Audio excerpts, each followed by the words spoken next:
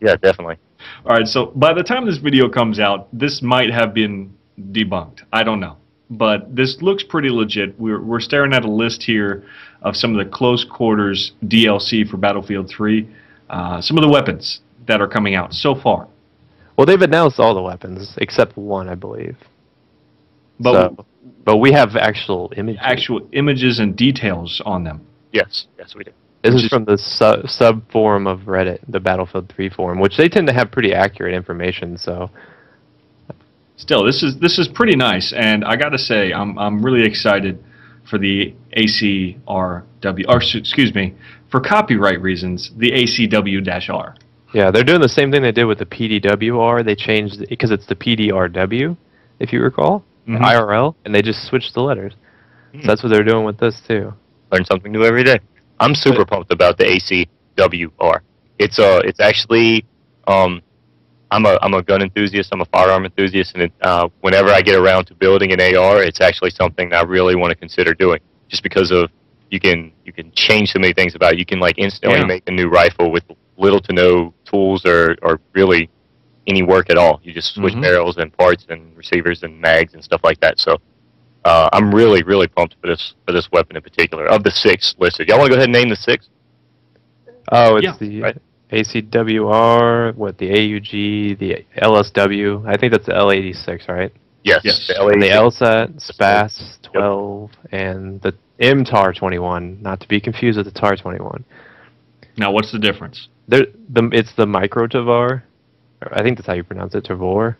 One of the two. Anyways, it's chambered differently. Like I think the micro can be chambered in like 5 different things. I think it can shoot the normal rounds, which is 5.56, but it can also do it shoots in the game. The list is saying that it shoots the 5.45, which is what the AK-74M shoots, doesn't it? Yes, you are correct. So that means this list is a little bit confusing to me, which made me kind of skeptical at first, because obviously the ACWR, that's hard to say, and the AUG are going to be the assault, weapons, which leads me to believe, what is the MTAR going to be? Well, here's the thing. It says it's going to be selected as the future assault rifle of the Israelite Defense Forces, but like we were pointing out before the video, like all these weapon designs are bullpup designs, which there are a couple different reasons for bullpup designs, but so explain, what is a bullpup design? Basically, and I'm going to let Jake cover what his reasoning behind, or what his thought process was behind. But anyway, it basically puts the barrel and the bolt housing group next to your face, like in the stock, as you are shooting it, which to me, and what I understand, allows you to keep a longer barrel so you can maintain the velocity of the cartridge, so you can maintain the accuracy of the round, but it's compact. still because it's more compact. It still allows you to have a shorter weapon that you can use in close quarter combat and stuff like that. So it does both. You're able to shoot long range. Well, really, the longer barrel. The true definition is if the magazine's behind the firing mechanism or whatever, the trigger, for instance. If the magazine's behind that, it's bullpup design. I mean, because if you look at the other ones, magazine's in front. One of the biggest advantages is the recoil, because you can compensate for recoil a lot better in these, because you can focus the recoil on the back of the weapon instead of up in the front.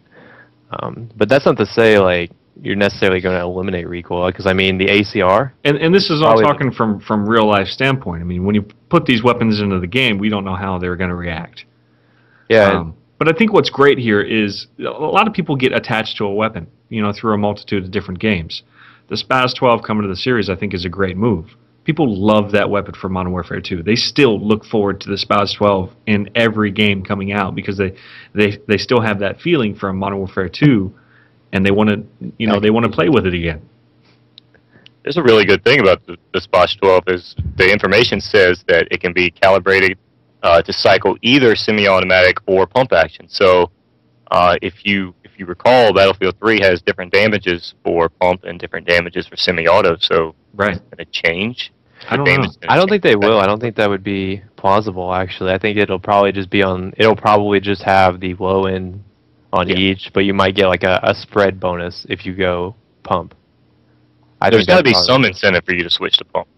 I think it'll probably be a spread bonus, if anything. But I don't know. I hope this list is legit. The one thing that also was kind of crazy is the flash suppressor on the Spaz. Interesting. I don't get it. You know, I mean, I kind of, you know, I kind of get it. I don't get it on a night map or something like that, but you know, I think it might actually have its purpose in close quarters. Because if you looked at some of those maps, they're poorly lit. They're close combat. I mean, if you see someone off, you know, in the distance of the cafeteria plowing people through the walls, maybe it will be less obvious where they're at if you don't know where. That's true. Muzzle flash is coming from. I think muzzle flash is going to play a little bit more of a role in the close quarters DLC than we've seen so far. I really quickly want to say, I don't know if we even got it. We got to talking about it or whatever. I don't know if we ever said that the MTAR we think is going to be an engineer weapon. Right? Yeah. That what we said? Okay. I just want to make sure we said that. A lot of people were like, oh, it can't be an engineer weapon because it's such a high caliber weapon. But I want to point out that the Scar H is a 7.62 round and it's an engineer weapon. So I think it's almost guaranteed the MTAR is going to be on the NG. What do you mean a high caliber round? The 5.45 is freaking tiny. Well, I mean, compared to like what some of the engineer weapons shoot, because I mean, doesn't that what's it called shoot a small round? The UMP. Well, yeah, well that's UMP shoots 45. That's an all-purpose round though, or an all-purpose kit. I can't even think of it. Does the 891 shoot the 5.45? Yes. That might be what I'm thinking of. So No. The 891 is weird because it's the Russian design, but it's actually chambered in 5.56. Because it's an Iranian weapon, isn't it? Right. So the 5.45 is the Russian equivalent to the 5.56. I mean, it's the Russian answer for the 5.56 after Vietnam. Wait, no, the 891 is Russian. Whatever. We're getting off topic. We are. So the bigger question here: take a look at this list that's coming out. The weapons that are coming out for this DLC. Let us know which weapon you're most excited for and why. But moving into our next topic, since we're on the topic.